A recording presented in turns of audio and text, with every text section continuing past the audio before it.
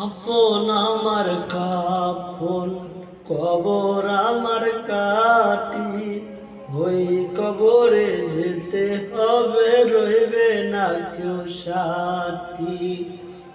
আপন আমার কাফন, কবর আমার কাটি, ওই কবরে যেতে হবে, রইবে না কেউ সাথী।